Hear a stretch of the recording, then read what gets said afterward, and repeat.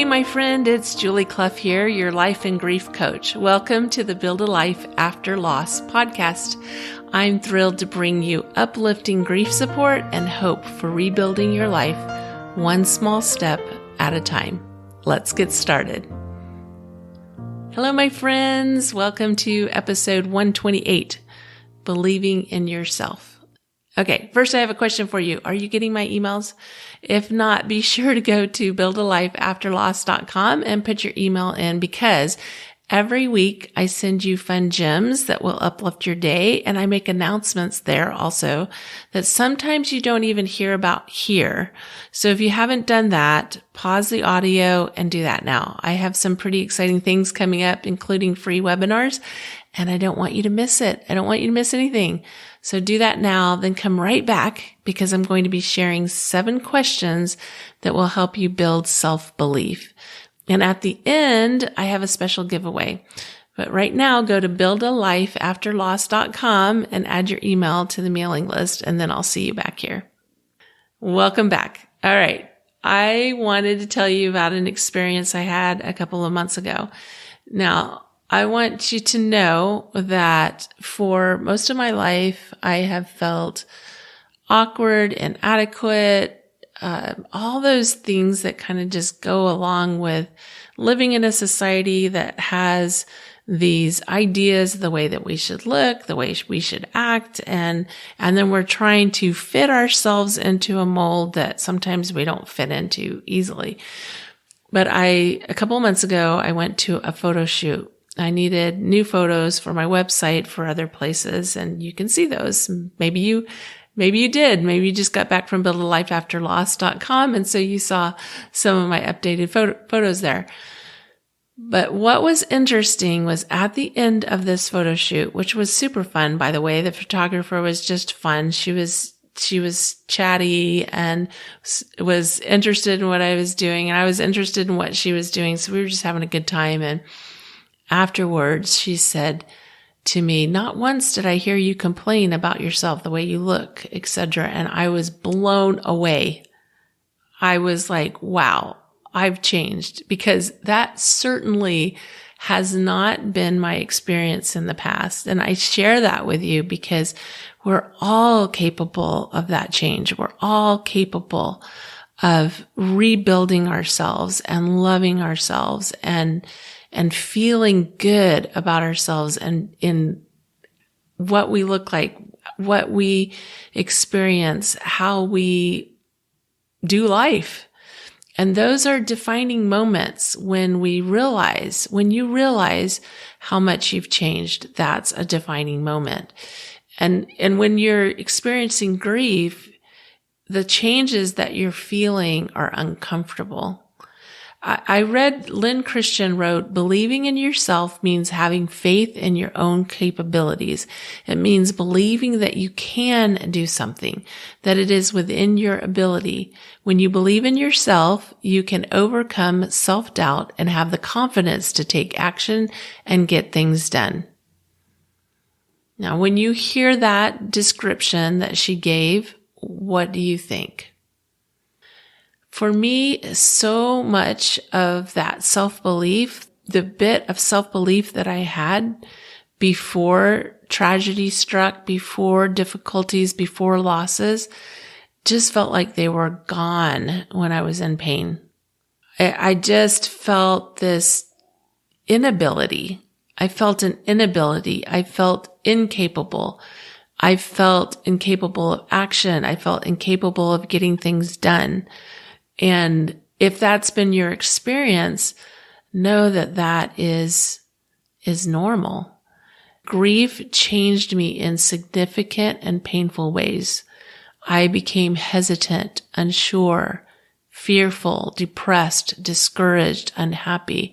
I felt inadequate, insignificant, helpless, and confused.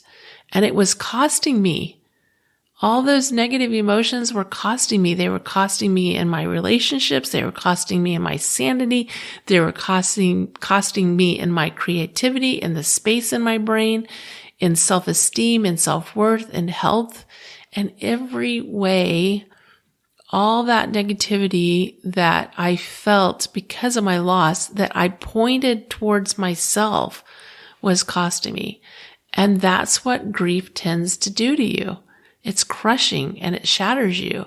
And whatever you thought you knew about yourself and whatever you thought you knew about life, you're not sure about anymore. You're not sure about any of it. That was my experience too. Grief puts a cloud over everything. Your vision is dimmed and it's askew.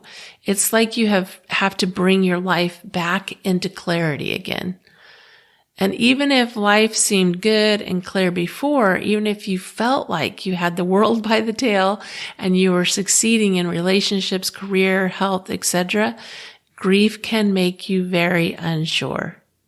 You may feel off balance. You may feel like you don't even know what you want in life. This is all normal. It doesn't feel good, but it's normal. So how do you start to rebuild your self-confidence?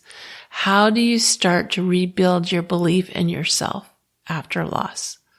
I have 7 questions I'm going to offer you here that I want you to think about, to ponder, to think about how you can apply these 7 questions to help you to rebuild yourself.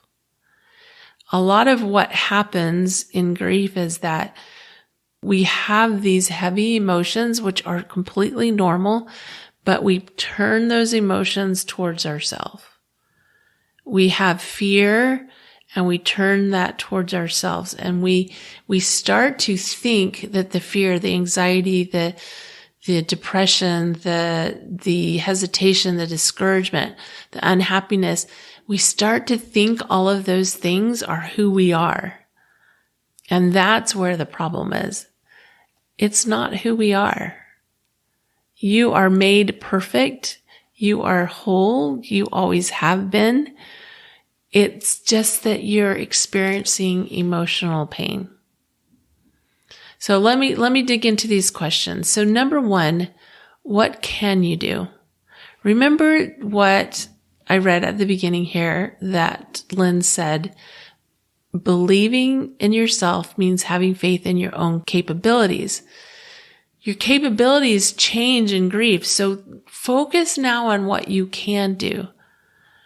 Today I got up and I got dressed.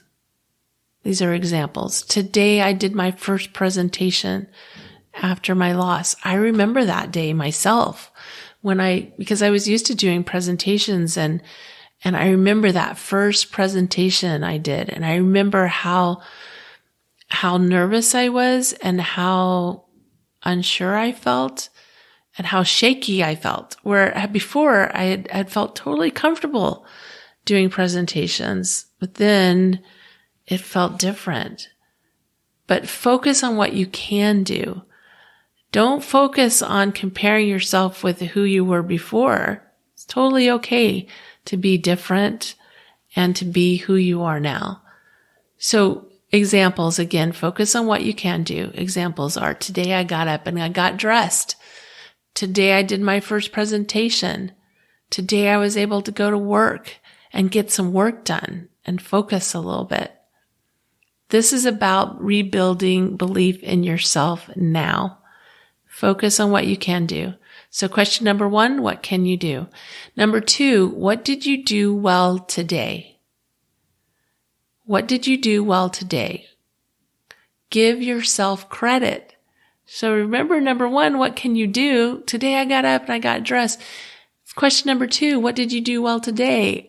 Celebrate. Give yourself credit for those things that you can do. Give yourself credit for getting up and getting dressed. Give yourself credit for doing your first presentation. Give yourself credit for going to work and getting some work done. Give yourself credit for being there for your kids, for fixing breakfast or dinner or whatever it is. Number 3, what do I want? Allow yourself to be okay with not knowing what you want. Now, that sounds counterintuitive to what I just said, but number 3 is, what do I want? It's allowing yourself to brainstorm, to explore, to be curious, to ask the question and to be okay if you're not sure right now what you want, but allowing yourself to explore the question, what do I want? Jot some things down. What do I want? Jot those things down. Number 3, what do I feel? Be aware of yourself. Connect with yourself by being aware of what you're feeling. Be more specific about those feelings. Be careful about frustrations. Sometimes we don't know, and it can be so frustrating when we don't know. We have questions we don't have answers to. We don't know what we want. That causes frustration. Frustration will just shut it all down. But be aware of your feelings. What do I feel? Number 5, what looks interesting? Be okay with shifting and exploring new ideas and interests.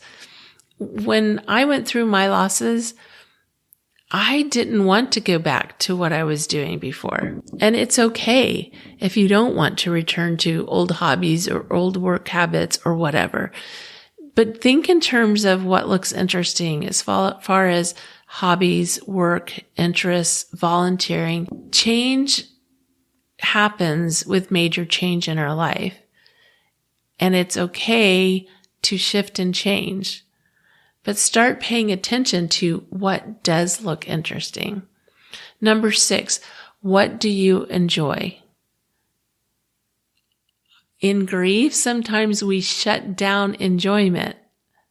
Sometimes we don't even allow ourselves to enjoy things.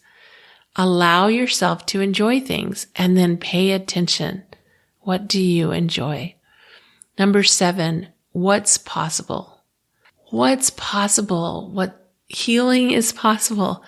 It's possible I could have fun trying this new thing. It's possible I could enjoy this new hobby. It's possible that I could feel better tomorrow.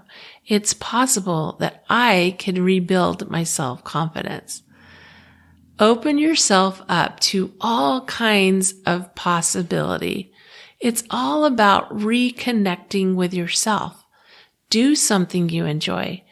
Reconnect you to you. Take 5 minutes every day and do something you enjoy.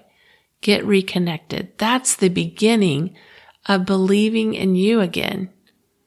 You have an opportunity to build yourself a new belief in yourself. Remember, you're doing something hard. Grief is hard, and you're doing it every day. And every day you're showing up for yourself. And that's amazing. Everything changes when you believe in yourself. Believe in your ability to go through your grief, to travel through the pain, and to find yourself in the process and to find healing on the other side. I wanted to share with you a quote from a book called The God Seed. It's really quite interesting. It's called The God Seed, Probing the Mystery of Spiritual Development. But I find it fascinating that this was what I just read last night. After I prepared my notes for this podcast, I read this section of the book. And she talks about how we come as perfect little human beings. You know, as little babies, we're just so perfect. And nothing has changed. We are still just as wonderful and worthy and beautiful a human as the baby. But we take on all these thoughts and feelings that we absorb from society. But Catherine Thomas, who wrote the book, this is what she wrote about as we develop in this world, as we come into this world innocent. And for most of us, she said, and here's the quote, "For most of us, the thing that suffers most is our appreciation of our own self. It seems as though most of us suffer here from some version of not being good enough to one degree or another. Some people shape their whole life out of that perception.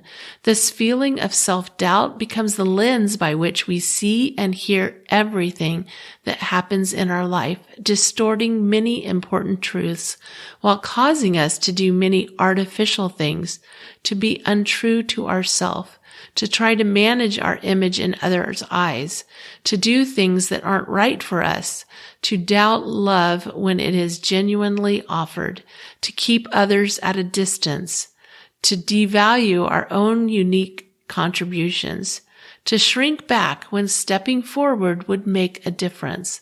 This darkened view of ourself limits our experience of joy and freedom to be and do in this life.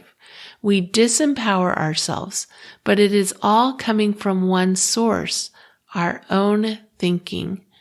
We are the ones who deny ourselves permission to find ourselves worthwhile, lovable, capable creators of a powerful life. All right, I want you to hear that last line again. We are the ones who deny ourselves permission to find ourselves worthwhile, lovable, capable creators of a powerful life. You can believe in yourself, but it starts with your thinking. Just like devaluing ourselves starts with our thinking, valuing ourselves, believing in ourselves starts with our thinking. You are amazing. You are wonderful. You are worthy of healing. You are worthy of getting through the pain and living a wonderful life. Did you gain something from being here today? If so, will you share what you gained? Will you leave us a 5-star rating and a review on the podcast and tell us what you thought? What your thoughts were, what you learned, what you're taking away. By doing that, you are helping to spread hope. And I thank you for that. And to show my appreciation, now through the end of May, I'm going to draw 3 names from those who leave a review, and I'll send you a signed copy of my book. And if you already have the book, you let me know what book you like, and I'll send you a copy of that book. But I would really appreciate it, and it will spread hope if you will leave us a 5-star rating and review. That would be awesome. And a reminder that I will be drawing 3 names at the end of May. So do that now. One more thing. Who do you know that needs to hear a message of encouragement? Will you send them a link to this episode or share the podcast on Facebook or Instagram? I know your friends will thank you. And be sure to tag us if you share on Facebook or Instagram. Tag us so we can say thank you too. Have a wonderful week. Remember, I believe in you. Love you. Bye.